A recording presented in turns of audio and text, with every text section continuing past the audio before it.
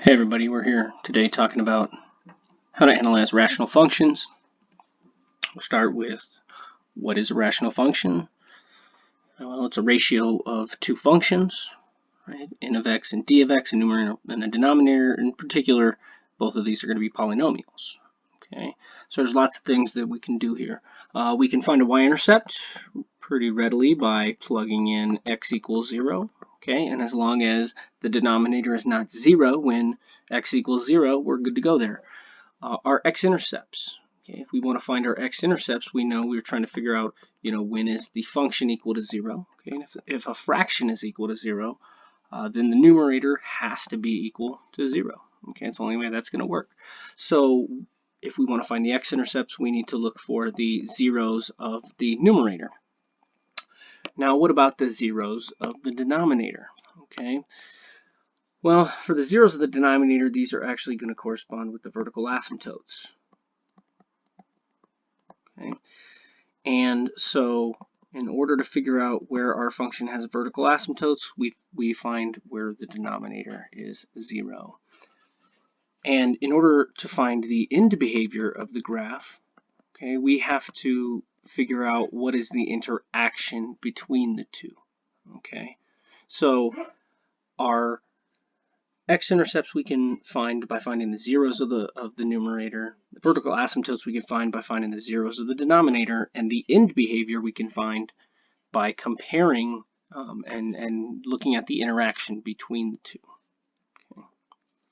So in the first example, okay, the 0 of the numerator, okay, and whatever makes 5x minus 10 0, okay, is going to be x equals 2, and we can see right there, there's our x-intercept. Okay. In terms of our y-intercept, if we plug in x equals 0, those disappear and we end up with negative 10 over 8. So the y-intercept is negative 5/4, okay, which is right there.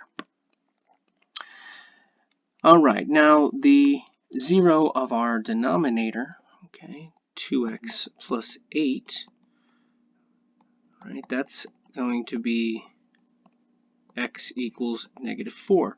And we can see that, yes, that does correspond with our vertical asymptote right here. Oops. Now, our horizontal asymptote looks like it's somewhere between 2 and 3. Well, we have to figure out what's happening as x goes to positive infinity and what's happening as x goes to negative infinity. So when x gets really, really, really big, okay, like a billion, this 5 times a billion minus 10, the subtracting 10 doesn't really affect it too much.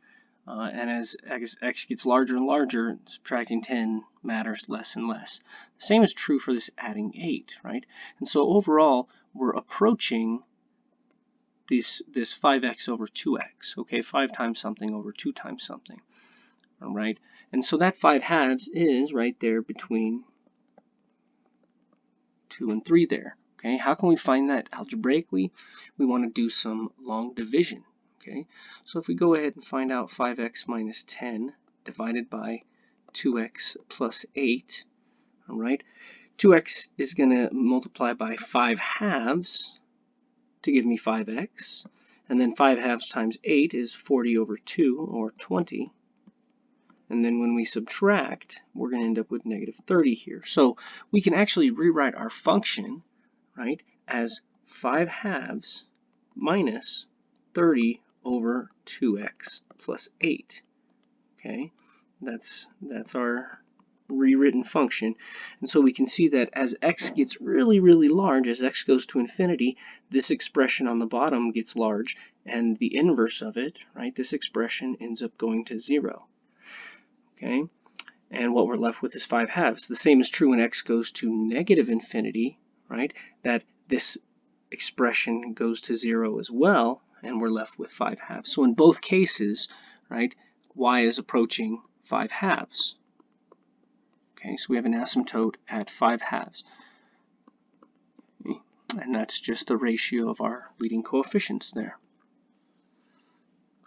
In example number 2, we have a different scenario where the degree of the numerator is smaller than the degree of the denominator.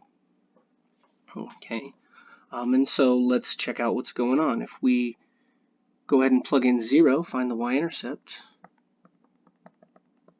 Okay, right, we're going to be left with 7/4, and that looks right.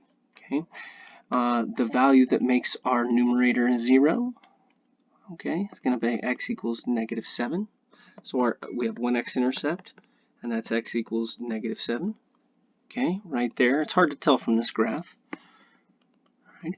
And then it looks like we've got two vertical asymptotes, and that goes along with this idea that we've got a quadratic down here. If we factor that, okay, as x minus 4 and x minus 1, all right, we can see that x equals 4 and x equals 1, those are our vertical asymptotes.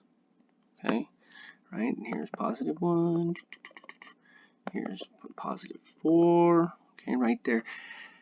But what about our horizontal asymptote?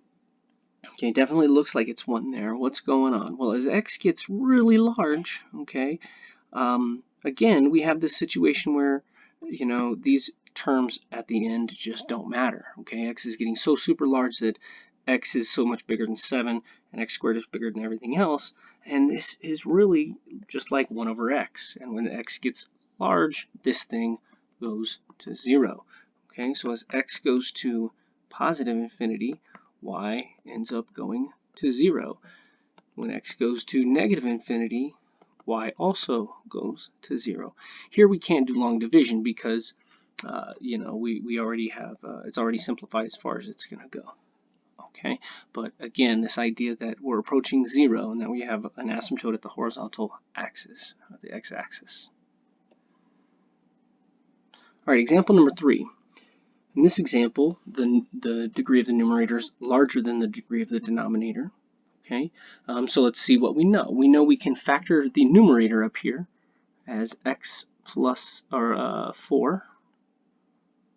Sorry, x minus 4 times x plus 7.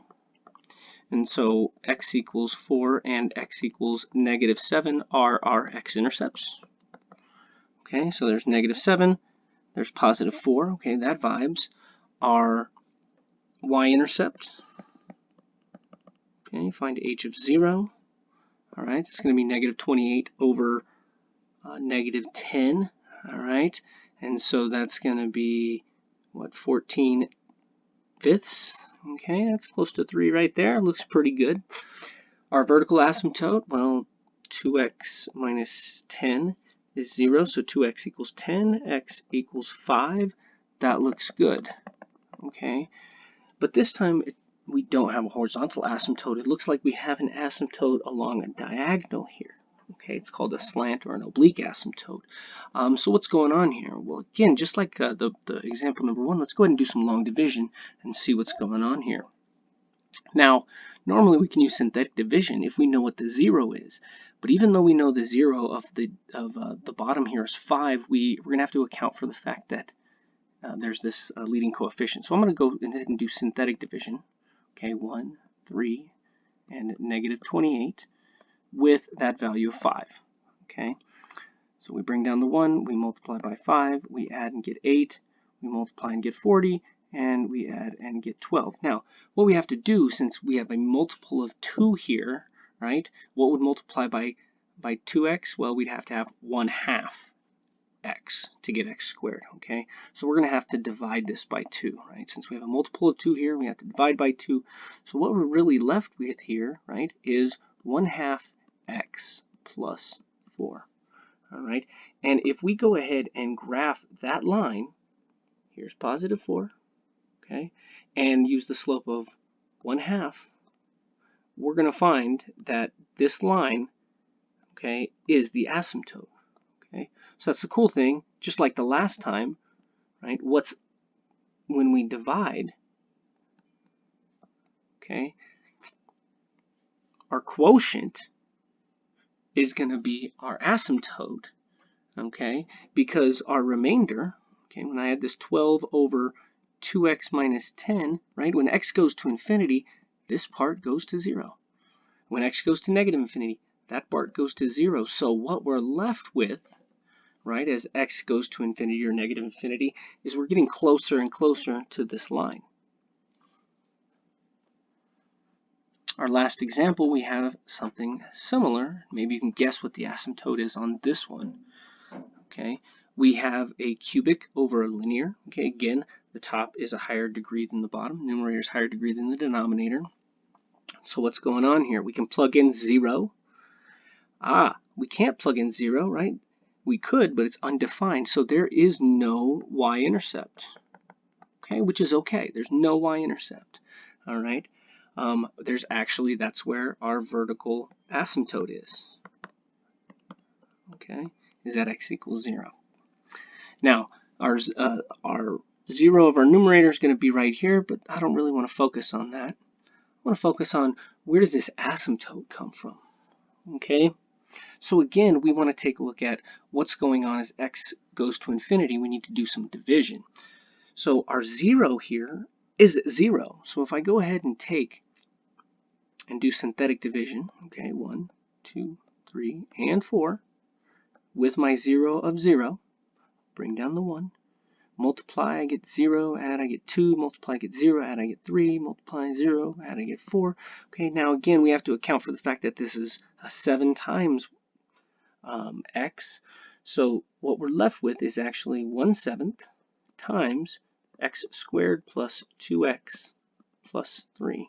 And if we were to graph that quadratic, okay, we would find, because, again, we have this remainder of 4 over 7x. As x goes to infinity, this 4 over 7x goes to 0. Okay? And so our asymptote ends up being this quadratic. Okay?